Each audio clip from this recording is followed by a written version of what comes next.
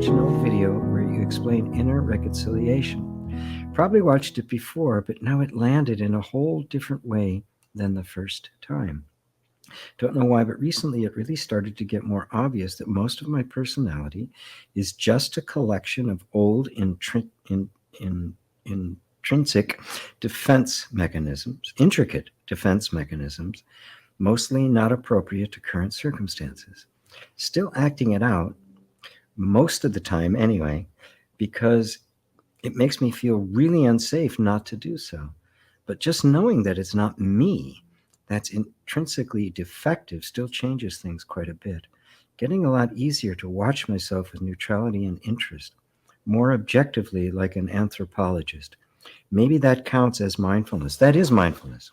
I didn't use those terms in inner reconciliation or the yoga of allowing. I didn't use the terms meditation, and I didn't use the terms or the term mindfulness specifically because I introduced two different words, yoga of allowing and inner reconciliation, because they don't have any meaning to them. Now, if you talk to a marketing person, that's a problem because I have to take time for people to understand what I mean. But if I use the words meditation or mindfulness, it would immediately have associations that people, oh, I know what that is, and they don't. So inner reconciliation is simply this capacity to recognize that the activity, the programming, the conditioning of the nervous system is not the self. It's not who you are. It is nothing but a bunch of pre-programmed responses. And these include emotional responses, intellectual responses, the triggering of memories and expectations, as well as physical sensations, and even, believe it or not, circumstantial. Because the body being so directly connected to, well, everything, it actually has influence over the various circumstances in our lives. So, and the important thing and the reason I chose the word reconciliation was because I just happened to notice that in self-help personal development, for all its virtues, has this underlying assumption that somehow we're supposed to use our minds to override our feelings and our patterns of thought. And it becomes almost an act of will, an act of a lot of discipline, and that it's really kind of starts from the premise that you're broken, that there's something wrong that needs to be fixed. And I realized that that wasn't the case, that there was nothing wrong at all, that the system was functioning absolutely perfectly, but it was functioning in a way that was completely appropriate. Matter of fact, was the absolute best strategy a long time ago, especially when you were a kid, which is where these things get put into place, but was completely inappropriate and even dysfunctional now. But it was still going. Right? So what does it need then? Is it something that you have to try to get rid of? Well, you can't. It's you. You can't do it. And so instead, I think you have to reconcile it. And the word reconcile simply means to come into harmony with, to take opposing sides and bring them into accord. And in order to do that, you yourself had to step into a place that was not driven by this idea, I've got to fix myself, I've got to change myself, I've got to get rid of these thoughts. This whole thing is a mess. I mean, there's no reconciliation there. You're taking sides. You say, I want this to happen, so I've got to get rid of resistance. Well, the resistance is part of the defense mechanism, and you're not going to be able to get rid of it, nor would you want to. So instead, what do? Well, you withdraw. You say, okay, I have these deep desires. I want more out of life. Of course, we all do. It's perfectly human. And there's a resistance to it. This is part of a mechanism that thinks whatever my goal is, it's dangerous because it's going to take us out of the place where the system knows it can keep you safe. Right? That was the whole strategy. Now, if you step into this other place that recognizes the value and significance and absolute necessity of both, you go into the place that I call the peacemaker. You are the completely neutral mediator between two absolutely essential and powerful inner forces. At which point, when you're not taking sides, there's no pressure on either side. And if you just say, okay, I'm willing to listen to that sense of resistance, you'll notice that it begins to come down. The whole sense, the defense mechanisms begin to come down.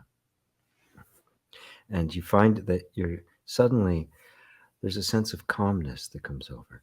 And that's what mindfulness is. When you're in that place where you're observing without an agenda, without, I've got to get rid of this, I've got to change this, I've got to fix this. You don't have that. There's just this, I'm simply watching.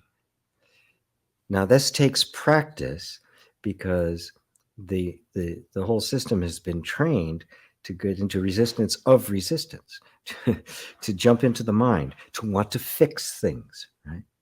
And if you really notice it closely, you know that this effort to fix it is actually a way of keeping the programmed responses, the whole conditioning in place, because it's not challenged.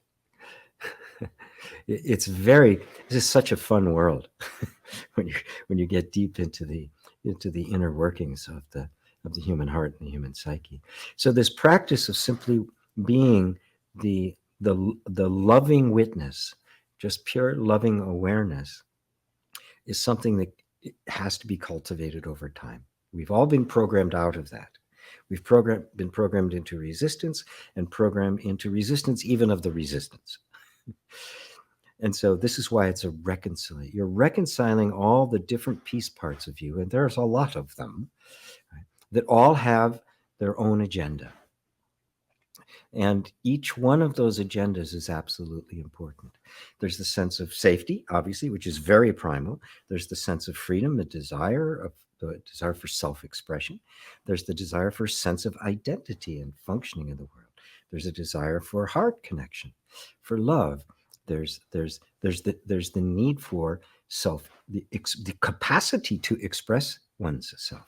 There's a need for vision, for looking beyond this present moment, and there's a need for our engagement with the deepest spirituality, or connection to that which is much greater than any individual human life.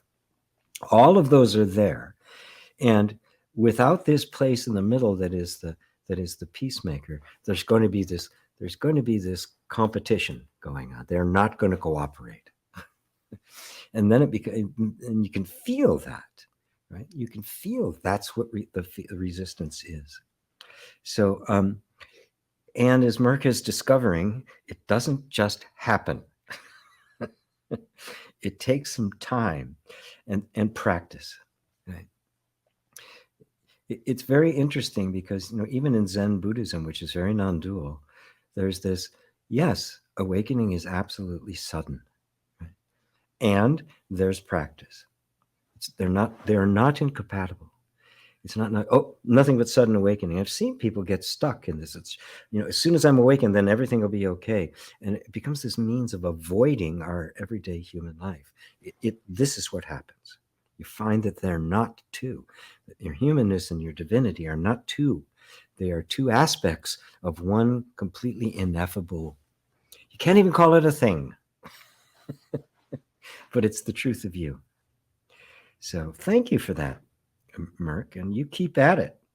And we're going to be trying to emphasize more the whole approach I have of inner reconciliation, because it is pretty novel. Although I'm seeing it happen more and more. I'm seeing it appear in more and more places that it wasn't before, which is really great. So.